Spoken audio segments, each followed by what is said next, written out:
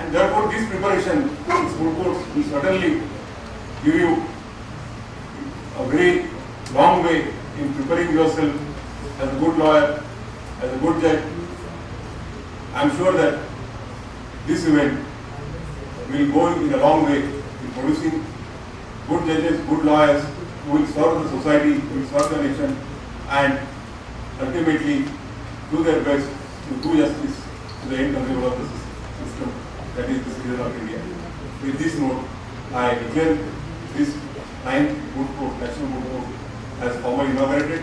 Thank you very much for giving me an opportunity. Vote given to them from the people around them.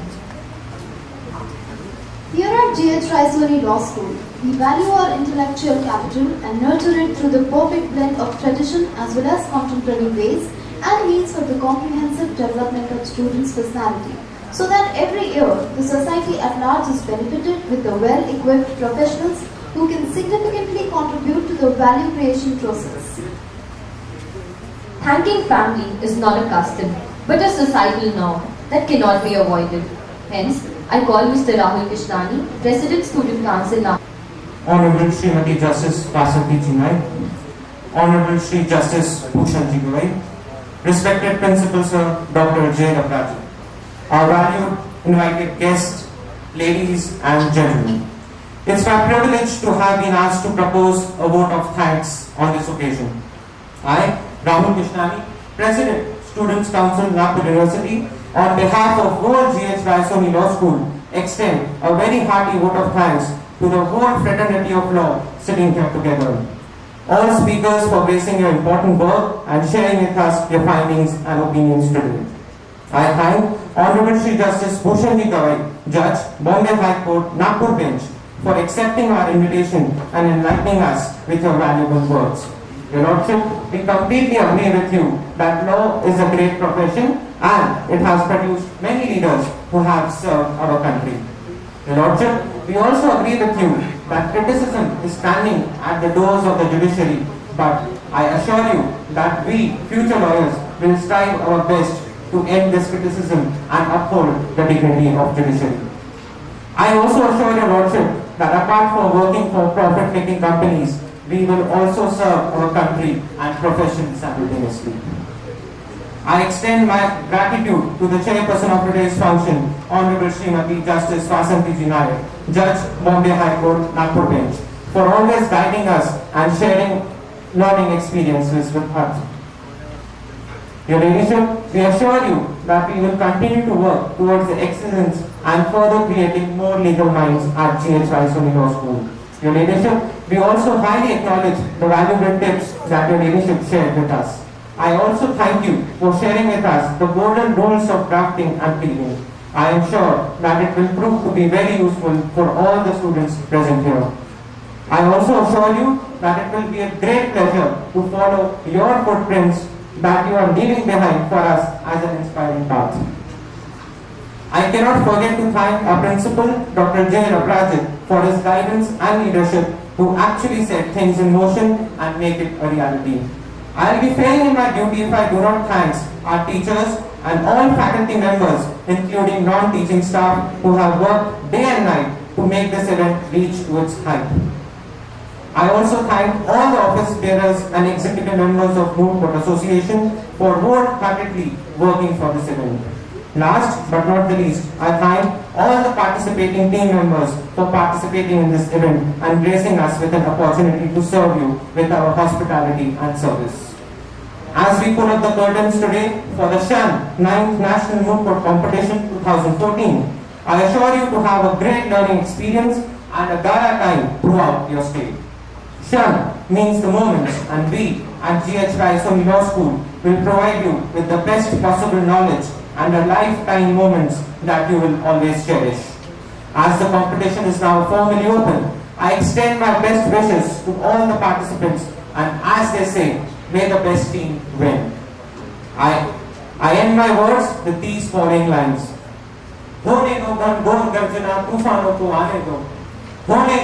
And most sought after law schools of Central India. G.H. Raisoni Law School is a center for quality law education and is constantly thriving in the face of change. Mooting is an important skill for aspiring lawyers and offers a great opportunity to develop your skills of analysis, legal reasoning, and public speaking. It requires commitment, determination, but is extremely rewarding and enjoyable.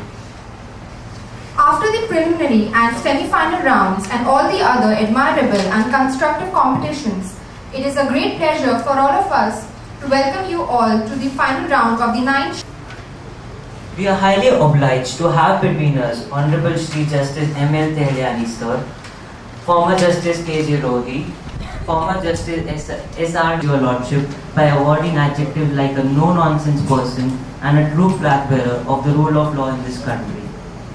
Apart from that, Your Lordship was also associated with the Rotary Club at Mumbai for many years, thus being a front runner in social service also. Considering your love and passion for nature, a daily English newspaper also referred Your Lordship as a green judge. There is perhaps no doubt that Your Lordship has proved a medal in the field of law and will always be a role model for aspiring lawyers and judges. Your Lordship, it's a rare and a great opportunity to have you with us. I now request Rohini ma'am to welcome Your Lordship. In the year 1947, completed his Bachelor of Science from Science College at Nagpur and LLB from University College of Law, Nagpur University.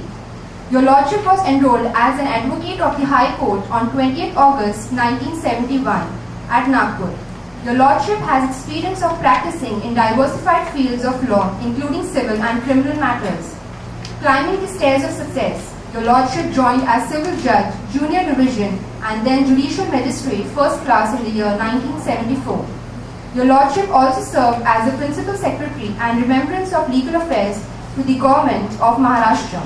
Finally, Your Lordship was elevated as the Judge of Bombay High Court in the year 2006. Your Lordship continued your services in delivering justice and had an excellent service record throughout your career. Your Lordship, it is indeed a great pleasure to have you here. I now request Mercap Sir.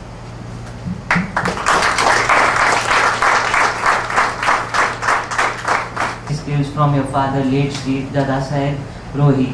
Your Lordship obtained LLB degree in the year 1968 from the University College of Law, Nagpur. Your Lordship mainly practiced on the civil and revenue matters. Your Lordship was then selected as Civil Judge, Junior Division and Judicial Magistrate, First Class in the year 1974.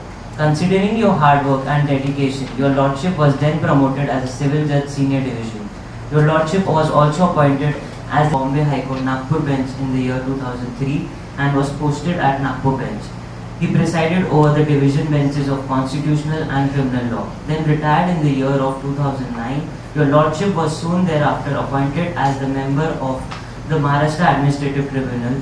Your Lordship then took over as the Electricity Ombudsman in the year 2011 and has continued your selfless service in delivering justice to the society. Your Lordship, it's a great pleasure to have you with us. I now request Smita ma'am to welcome.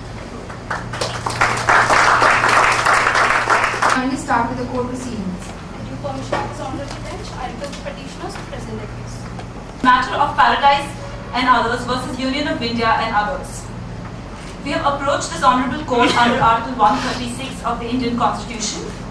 If the bench is well versed with the facts of the case, then counsel requests for permission to move to issues raised and arguments advanced. Much obliged, Your Lordship. The central issues raised before us today are: firstly, the impugned subject matter, beta crystalline form of imatidine mesylate, qualifies to be an invention.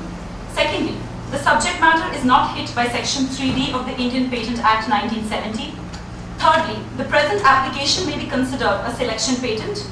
And fourthly and lastly, the Council would urge the Court to take into consideration the socio-economic conditions of the country and further grant us the patent to uplift the same. Your Lordship, what we are looking at today is the beta crystalline form of imatidine mesylate, which is a drug to combat cancer, the freebase form of which had been patented by my clients, Paradise, in the year 1995 in the country of Swiss. Today, we had applied for a patent in the year 1999 before the Mumbai Patent Controller's Office. And today we approach this honorable court to direct us, to confirm the fact that we do deserve a patent for the same. Your Lordship, for the convenience of the bench, I will be dealing with the first issue to establish the fact that the impugned subject matter does qualify to be an invention, and my co-counsel will be dealing with the fact that the subject matter is not hit by section 3D, as well as the selection patent argument. Your Lordship, firstly, before setting out the broad outline of my argument, I would like to draw a clear distinction between substances which can be classified as inventions under the Indian Patent Act, and further, among the substances which can be processed to establish the difference between a substance to be known as an invention and a substance so patentable. Moving on, Your Lordship, we have 4 broad issues to substantiate the first claim, which is that the substance beta-crystalline form of imatinib mesylate very much qualifies to be an invention. We shall firstly barely peruse the sections of the Indian Patent Act to prove the same. Secondly, I shall prove that the substance beta-crystalline form of imatinib mesylate passes the novelty test and is hence not obvious. There is no existence of prior art whatsoever. And lastly, there has been no effective disclosure of the same. Your Lordship, Section 2J of the Indian Patent Act defines the term invention. And if I may quote, Section 2J defines invention as, quote, means a new product or process involving an inventive step and capable of industrial application, unquote. The 2 terms here which further need definition and clarification are the phrases inventive step and the phrase capable of industrial application, which have been further defined in the Act itself through Section 2JA and Section 2AC. Reading these 3 clauses of the Indian Patent Act together, Your Lordship, we come across a clear 3-pronged process which can help us in classifying a certain impugned compound as an invention or not. Your Lordship, if I may direct you to page 11 of the written pleadings of the appellants, the 3-pronged test has been clearly mentioned on page 12, Your Lordship. We have the 3 clear steps where, if I may read, firstly, it must be new. Secondly, it must be capable of being made or used in an industry. Thirdly, it must come into being as a result of an invention, which has a feature that entails a technical advance over existing knowledge, or has an economic significance and makes the invention not obvious to a person skilled in art. Your Lordship, the compound we are talking about today is the beta-crystalline form of imatinib mesylate. I shall now apply the present compound to this 3-pronged test and prove how it satisfies all the 3 ladders of the same test. The compound in question opposing the beta-crystalline form of imatinib mesylate is the free-base imatinib, which had been patented by my clients itself in 1995 in the country of Swiss. Your Lordship, it's humbly submitted that the free-base imatinib was a substance in its basic form. It was a free-base form of imatinib. Whereas the substance we are talking about today is the beta-crystalline form. It's a salt form. In no way can we draw parallels between a base and a salt in any manner whatsoever, be it physical properties or beyond. Hence, prima facie, it clearly adheres to the rule and can be classified as a new invention, thereby satisfying the first rung of the ladder.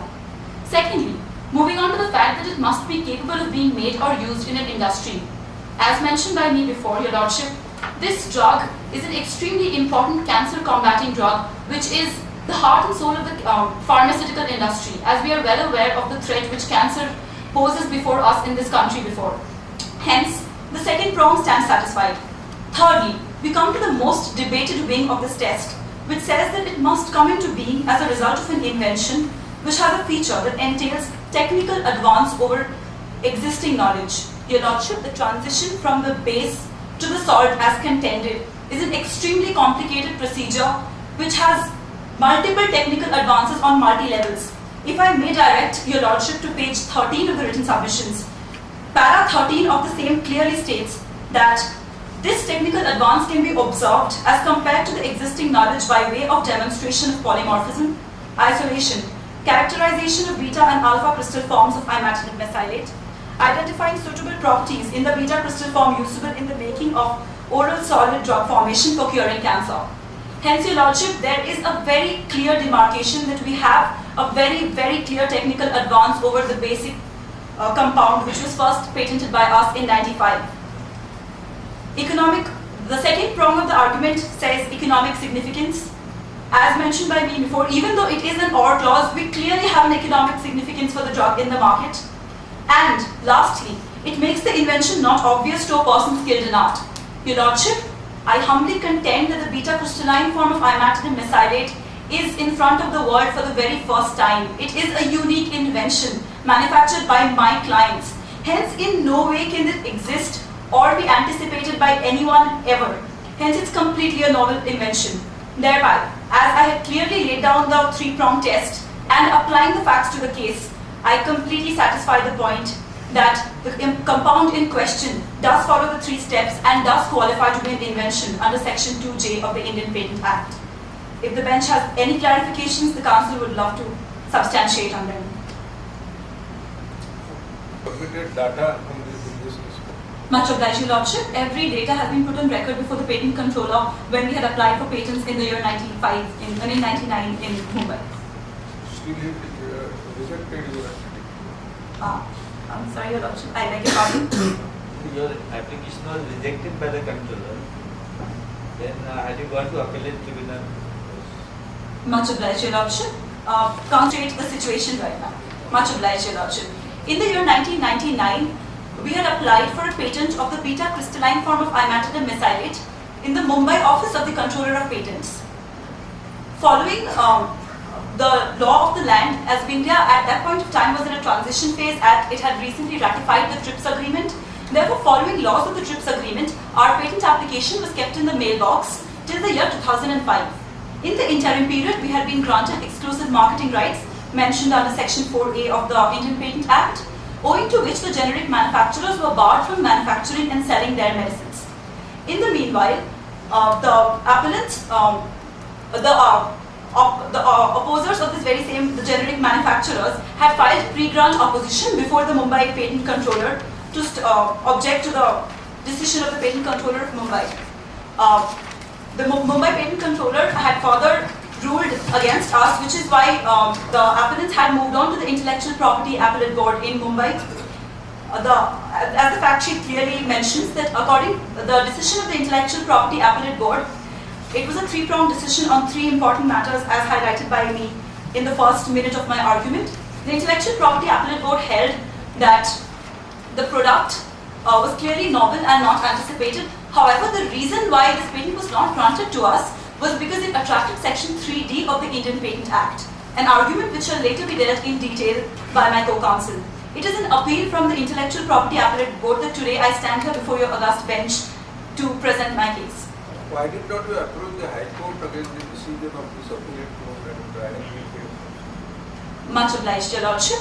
Once again, reverting back to the facts of the case, Your Lordship, we had first approached the Madras High Court on the present situation in question, after which we had been redirected to the IPAB under Section 117G of the Indian Patent Act, after which we have approached the Supreme Court directly under Article 136.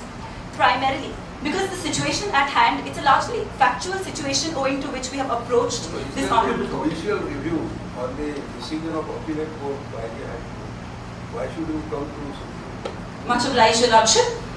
Counsel begs to place reliance on the factual situation here. Firstly, I would like to establish that 136 is the plenary power of the Supreme Court, which is a special leave to appeal. Now, I would like to humbly submit so as to why exactly we have approached this Honourable Court in such a situation.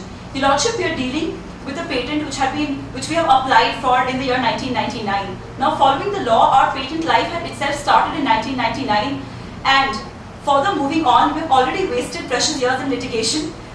If we were to approach the High Court, we would be further right. We do see the point that since it's a case of extreme importance to society and looking at the consideration and priorities of both the parties, we would consequently be to appearing on behalf of the petitioners before your Honourable Lordships under Article 136 of the Constitution of India, Your Lordships. To answer the questions posed by Your Lordships to my learned co-counsels, Your Lordships, is our humble submission that this issue being agitated before this Honourable Court being of such high importance, which deals with the interpretation of the 2005 amendment to the Indian Patent Act, Your Lordships, we feel that it is imperative that the Supreme Court of India lays down the law regarding the interpretation and the scope of Section 3D, which is the impugned provision before Your Lordships, and hence we've approached Your Lordships by way of a special leave petition, Your Lordships, and not gone before the Honourable High Court. Much obliged, your lordships. Much obliged, your lordships. Now, I will be, the council will be dealing with issue number 2, that is whether section 3D is attracted in the present case, your lordships. Your lordships, if I may direct your lordships' attention to section 3D, which is present in page number 23 of the written submissions, your lordships. Section 3D reads as thus, and I quote, "The mere discovery of a new form of a known substance which does not result in the enhancement of the known efficacy of that substance, or the mere discovery of any new property or new use," or so on. So the main provision that is attracted in this case is the first part of section 3D. That is the mere discovery of a new form of a known substance which does not result in the enhancement of the known efficacy of that substance. Your lordships, it is the humble contention of the petitioners before this honourable bench that section 3D is not at all attracted in the present case, your lordships.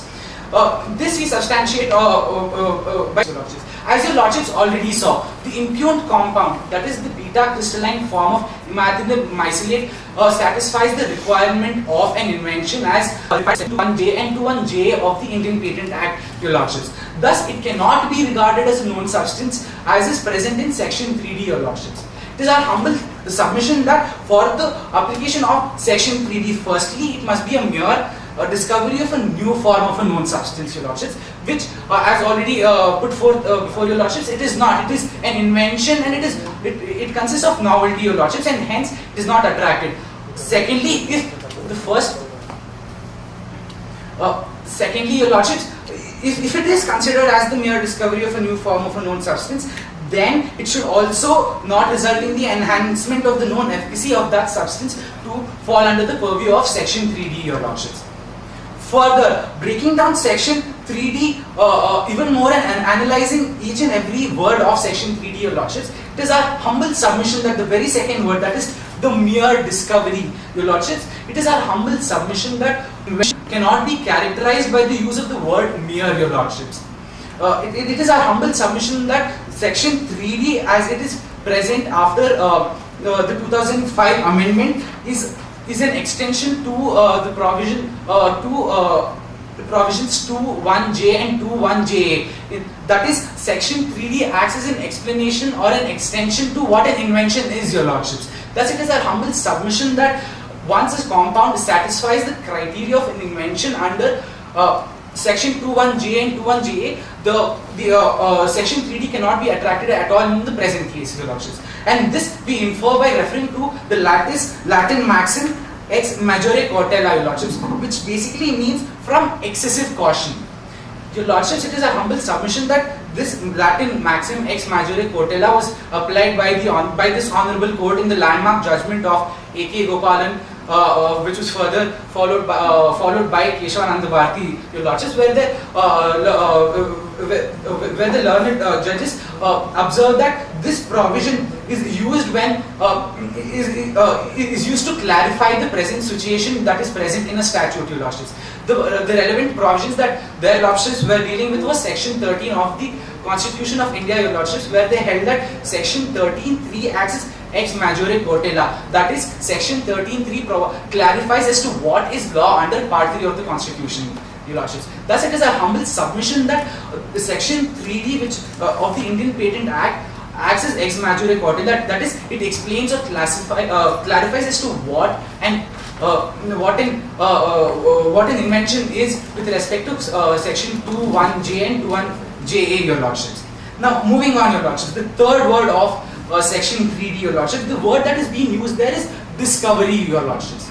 It is our humble submission that discovery and invention are two different concepts, your lordships. As your lordships already saw, invention has been described, has been defined under section 2(1)J and 2(1)JA, which has been satisfied by our clients, your lordships. On the other hand, discovery, if I may direct your lordships' attention to page number 28 of the written submissions, discovery, where the definition of discovery has been presented before your lordships. In common parlance, the expression discovery refers to the act, process, or an instance of gaining knowledge or of ascertaining the existence of something previously unknown or unrecognized, your lordships. As your lordships would have noticed, this does not talk about any novelty factor, or it does not talk about an invention of a new compound, your lordships. Thus, it is our humble submission that if section 2(1)J and 2(1)J is satisfied, then section 3D cannot be attracted in the present case. Illustration of discovery. Much obliged, your lordships. It is going through the definition again, your lordships. It is stated that the act, process, or an instance of gaining knowledge or of ascertaining the existence of something previously known or unrecognized. So, a discovery in essence. So, Columbus discovered America. But Please, America was already discovered. Yes, Invention is something new. Indeed, your lordships. It is our humble contention that Columbus could not have patented America under the Indian Patent Act because, for the simple reason that it falls under the definition of discovery, your lordships. Now, if I may give one more example, your lordships, we can take the examples of different elements, a different element that has not been discovered before but has been stumbled upon by any person cannot be patented under the Indian Patent Act, your lordships. This stumbling upon of that patent is nothing but discovery, your lordships, and thus it does not meet the criteria of invention under 2(1)J and 2(1)J, your lordships. Thus, the whole purpose of section 3D is to make sure that this discovery of this new element, this element that is there in the natural environment cannot be patented, your lordships, and thus it is our humble submission that section 3D acts as an extension to 2(1)J and 2(1)J, and it further clarifies what an invention is and what can be considered an invention under the Indian Patent Act. Now, your lordships, moving on to the third part of the first line of the Indian Patent Act, your lordships. It says that the mere discovery of a new form of a known substance, your lordships. As your lordships already saw, the present the impugned compound is not a known substance but a new substance having novelty and an invention factor. To reiterate the arguments that were put forth by my learned co-counsel, I would like to describe again the process in which process by which how this impugned compound cannot be considered a known substance, your lordships. The 1995 Swiss patent was a patent for the substance of free base of imatinib, your lordships. From this free base of imatinib, we arrive at the impugned compound, that is the beta crystalline form of imatinib myceliate by two-pronged process, your lordships. The first step being the imatinib free base is chemically changed into the methane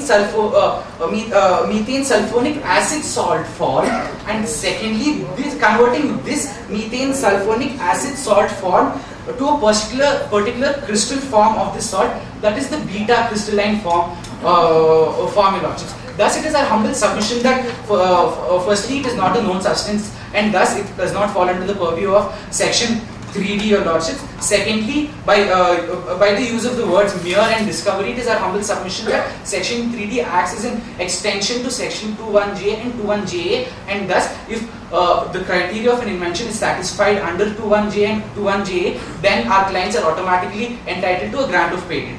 Your lordships, now moving on to the second portion. Assuming but not conceding to the fact that it is a known substance and it does fall under the purview of section 3D, your lordships, then the burden is on the applicants to prove that this results in the enhancement of the known efficacy of that substance for the grant of a patent. Your lordships, it is humbly submitted that the present impugned compound, that is beta crystalline form of imatinib myceliate, is more efficacious and shows an enhancement in efficacy when compared to the 1995 compound, that is the free base of imatinib. Your lordships, it is submitted that if your lordship has any questions, much obliged. Your lordships, it is our submission that efficacy has not been given. Much obliged, your lordships. That is nowhere established that this medicine is given in salt form. Then the patient will be cured earlier to the other patient. Much obliged, your lordships. The council would humbly like to submit that this inference can be drawn from the simple medicine called suppose diclofenic acid. Matching. Now other company comes with a medicine called diclofenic acid sustained release. Now whether a company introducing diclofenic acid SR sustained release can claim patent only because they have got a medicine will be released sustained means gradually and its effect will be for a longer time. Now diclofenic acid released immediately and diclofenic acid released over a period of time